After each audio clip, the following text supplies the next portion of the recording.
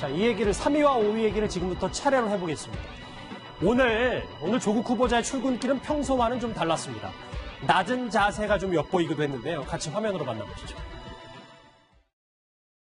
소에 대해 실망을 하신 국민들이 많아졌다는 점 잘 알고 있습니다.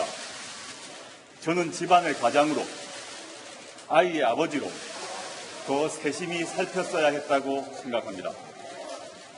당시 제도가 그랬다, 법적으로 문제가 없다 라고 말하며 내몰라라 하지 않을 것입니다. 구체적으로 어떻게 하시겠다는 건가요? 모든 것은 청문회에서 다 밝히고 진실을 밝히겠다는 그런 취지입니다. 저와 제 가족 관련 여러 사안에 대해서 제가 외면하지 않고 성찰하겠다는 그런 말씀입니다. 제가 관상을 볼 줄 아는 건 전혀 아닙니다만 어쨌든 느낌상으로 여러 언론에서도 이 조국 후보자가 조금 낮은 자세가 된 것 아니냐. 이재명 차장 복장과 행동 거지도 좀 달라졌다는 평가가 있습니다. 좀 많이 달라졌다고 봐야겠죠. 지금까지는 굉장히 편한 복장에 노타이에 텀블러를 들고 그렇게 늘 이제 기자들을 만나서 얘기를 했었는데 오늘만 하더라도 넥타이를 메고 서류철 안에 이제 본인이 직접 쓴 본인 입장문을 넣어서 본인이 읽고 굉장히 어떻게 보면 정제되고 긴장된 모습을 역력히 보여줬다 이렇게 생각이 들고요. 오늘 발언에서도 나몰라라 하지 않겠다, 외면하지 않고 성찰하겠다라고 이제 여러 차례 얘기를 하면서 지금 논란이 되고 있는 어떤 그 비판 여론에 대해서는 분명히 본인도 굉장히 신중하게 그리고 굉장히 진지하게 듣고 있다 이런 이제 판단할 수 있는 그런 대목인 것 같습니다. 자, 그럼에도 불구하고 이 자신을 둘러싼 사퇴 여론에 대해서는 정면 돌파 의지를 분명히 했습니다. 같이 들어보시죠. 사퇴 여론이 일고 있는 사실은 알고 계신가요? 어떻게 생각하시나요? 네, 알고 있습니다. 그 점 충분히 알고 있고요. 그에 대해서도 제가 성찰하면서 계속 앞으로 삶에 임하도록 하겠습니다. 이 부분에 대해서는 청와대랑은 어떻게 의견을 나누셨나요? 나누지 않고 있습니다. 검찰개혁 관련해가지고 언제 발표하실 예정인가요? 검찰개혁 문제는 두 번째 정책 발표인데요. 조만간 발표 예정입니다. 조수진 부장, 제 주변에서 네. 저한테 참 많이 물어봅니다. 조수진 부장이 대신 답해 주세요. 조국 후보자 중도 사퇴할 가능성은 전혀 없는 겁니다. 없을 것 같습니다. 오늘도 지금 저 싱크에는 나오지 않지만요. 뭐라고 했냐면요. 나몰라라 하지 않겠다는 뜻은 청문회에서 진실을 밝히겠다는 취지다. 이렇게 답변을 하거든요. 그러니까 지금도 청문회 가서 하루 버티고 자기가 소명하면 모든 게 풀릴 수 있다. 이런 자신감을 보이고 있는 거예요. 그리고 조국 후보자가 낮은 자세로 변했다? 저는 결코 그렇게 생각하지 않습니다. 오늘만 해도요. 어떤 발언들이 나왔느냐면 주변을 꼼꼼히 돌아보지 않고 직진만 해오다가 아니 서울대 교수가 무슨 나란 일을 하는 것도 아니고요. 그동안 조국 교수가 썼던 책이라든지 SNS 글 양만 생각해봐도요. 충분히 돌이켜볼 시간 많았습니다. 그리고 또 딸 입시 등은 여러 가지 오해가 있다고 생각한다. 오해 때문에 지금 각 대학이 지금 위원회가 열렸습니까? 예. 대한의사협회까지 윤리위원회가 열렸어요. 이거를 지금까지도 오해라고 보고 있습니다. 그리고 곧 두 번째 정책 발표로 검찰개혁 방안을 발표할 예정이다. 검찰개혁 물론 해야죠. 그런데 지금 조국 후보자 같이 자신 관리도 못하는 사람이 어떻게 검찰개혁을 하겠습니까? 그리고 조국 후보자가 참 저는 이해가 안 되는 게 예. 공직 후보자가 인사청문회 전에 저렇게 정책 발표하는 거 보셨습니까? 청문회라는 자리는 도덕성을 검증하고 정책에 대해서 자신의 구상을 밝히는 자리입니다. 예. 저런 거 다 청문회 가서 해야 돼요. 저런 걸로 인해서 청문회 갈 수 있다는 자신감을 사람들에게 보여줄 수 있다고 한다면 큰 착각입니다. 자, 법무부 장관의 지명 당시에 서해 맹산을 언급하면서 당당했던 조국 후보자. 그도 최근에 싸늘한 여론을 의식하지 않을 수 없는 것 같습니다. 그러한 조국 후보자의 행동들을 저희가 한번 묶어봤습니다. 문재인 정부의 법무부 장관으로 임명이 된다면 서해 맹산의 정신으로 공정한 법질서 확립, 검찰개혁, 법무부 혁신 등의 소명을 완수하겠습니다.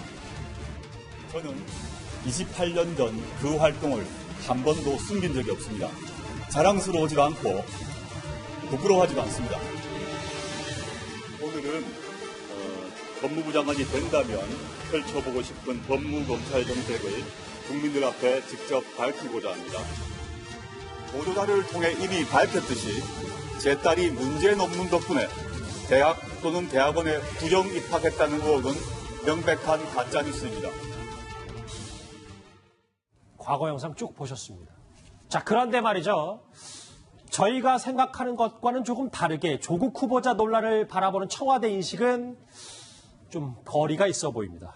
먼저 문재인 대통령이 과거에 장관 후보자에 대해서 청문회 이렇게 얘기한 적이 있습니다. 같이 들어보시죠. 인사청문회 때 많이 시달린 분들이 오히려 일을 더 잘한다라는 전설 같은 이야기가 있는 만큼 실제로 업무에서 아주 유능하다는 걸 보여주셔서 인사청문회 때 제기됐던 여러 가지 그런 염려들이 기우였다라는 것을 그렇게 잘 보여주시기 바랍니다. 이제 문재인 대통령이 했던 저 청문회가 이번이 아마 사상 가장 뜨거운 청문회가 되지 않을까 조심스럽게 예측은 해보는데 청와대 인식 논란 이재명 차장 오늘 청와대에서 대략적인 반응들이 나왔죠?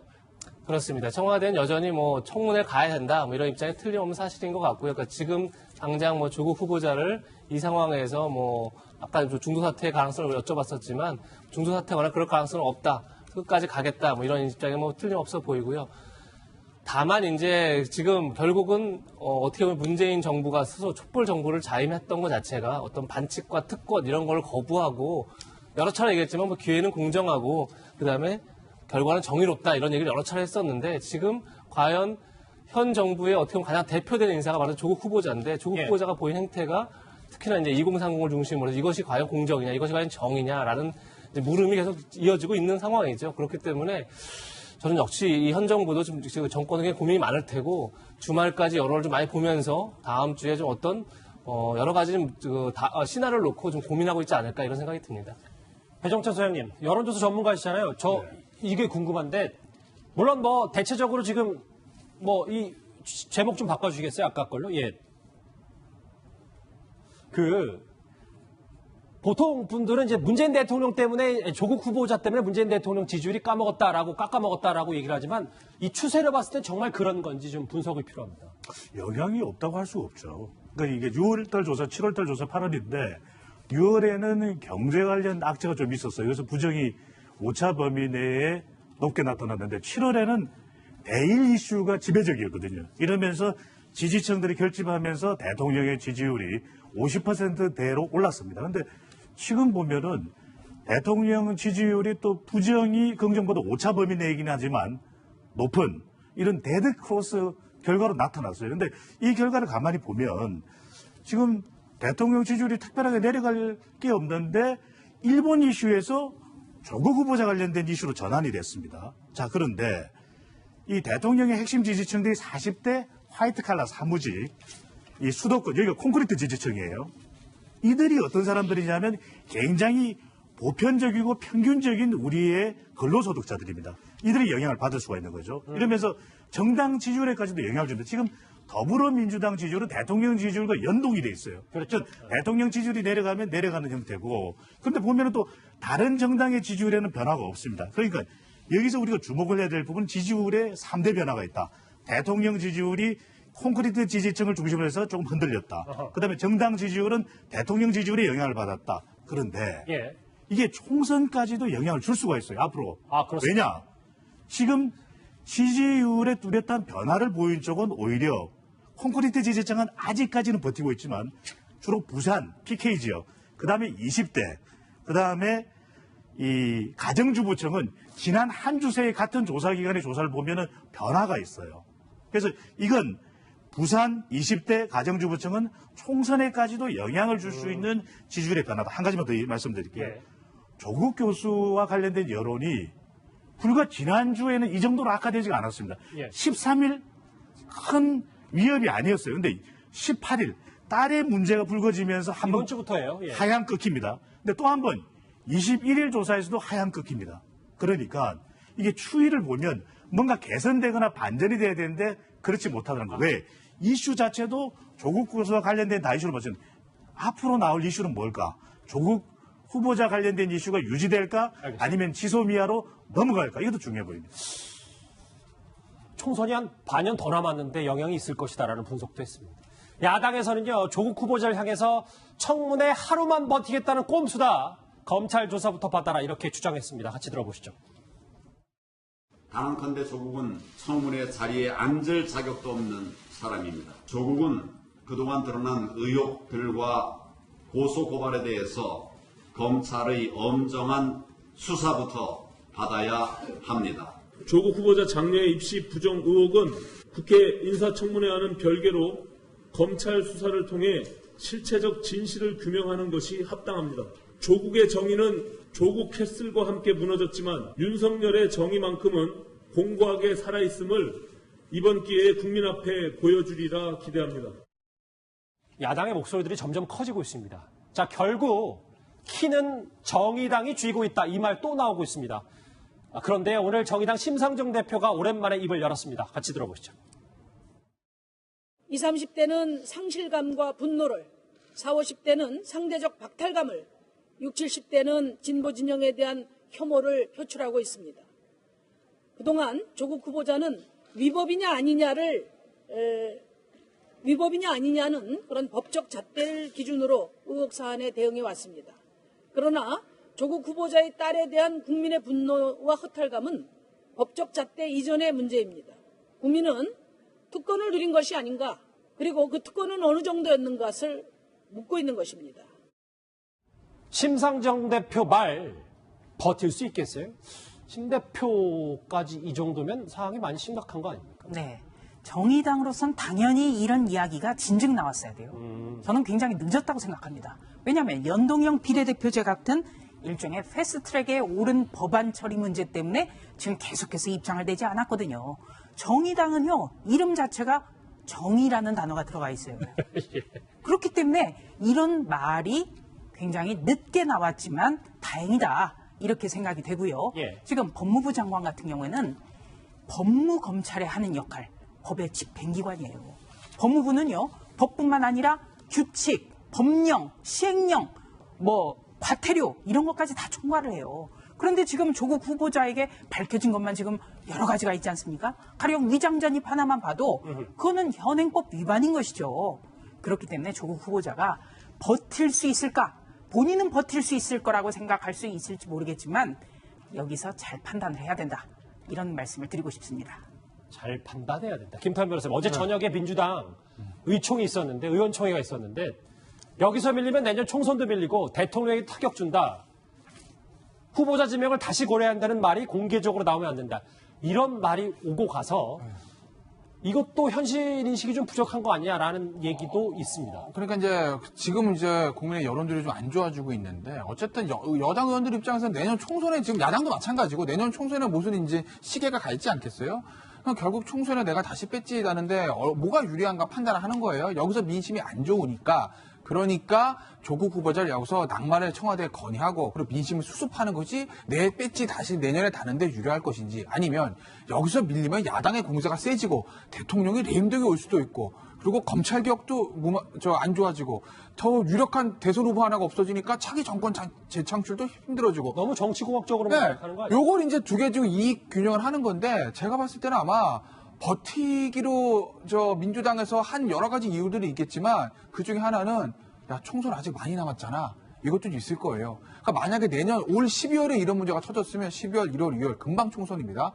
이 안 좋은 민심이 총선에 바로 영향을 줄 수 있을 텐데 야, 9, 10, 11, 12 무슨 일이 있을 줄 알고. 아까 배정철 소장님은 총선에 영향 미친다고 하셨는데. 그러니까 미치겠지만 일단 여당 의원들의 생각들은 시간이 좀 있으니 지금 만약에 청문회 하루 버티고 조국 후보자 임명 강행하고 지나가면 올 겨울 내년 봄에는 상황이 또 반전될 수 있어. 아마 이런 생각을 하지 않을까라고 저는 보는 거죠. 네. 더불어민주당의 요즘에 하는 걸 보면 민주당이라는 이름을 붙일 필요가 없다, 이렇게 생각을 합니다. 민주당은요, 전통적으로 굉장히 자기 의사를 자유롭게 표출하는 정당이었어요. 그리고 무슨 저런 일이 있을 때는 정통운동이라고 해서 소장파가 앞장서서 나섰습니다.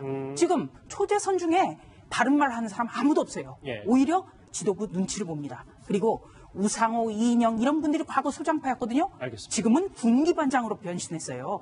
이런 더불어민주당의 희망이 과연 있는지 참 안타깝습니다. 50분 가까이 조국 후보자의 논란과 발언, 반응까지 차례로 짚어봤는데요. 댓글도 참 많이 들어왔습니다. 같이 보시죠. 누구는 나라 위에 금 모으고 누구는 재산 증식 위에 집 사 모으고. 제가 계속 읽겠습니다. 과욕이 화를 분다. 의미심장하네요. 자, 부친상 조의금으로 만든 장학금 교수 개인 장학금인데 유급 학생에게 주면 안 되나? 다음. 정의당도 손을 뗐나라는 의미심장한 또 댓글도 있습니다. 아하, 지소미아 관련해서 파기가 더 충격적이다. 이거 당연하죠. 국익 관련된 문제이기 때문에 저희가 한번 내일도 준비를 해보겠습니다. 정치인들은 자기 가족이 뭘 하는지 아는 사람이 하나도 없다. 상당히 비꼬네요. 뭐 불찰이다, 세밀하게 살펴보지 못한 탓이다. 예. 무법부 장관 후보자 요즘 뉴스탑10을 보신 시청자들의 촌철살인 댓글들이 늘어나고 있습니다. 마지막이었나요? 예. 다음 주에 넘어가기 전에요. 아까 지소미아 파기에 대해 시청자분도 언급을 해주셨는데 일본 정부가 바로 입장을 내놓은 것 같습니다. 지소미아 파기에 극히 유감이다라는 반응을 내놨습니다. 상당히 강도 높은 우리의 반응에 일본 정부가 소식 내놨다는 속보까지 전해드렸습니다.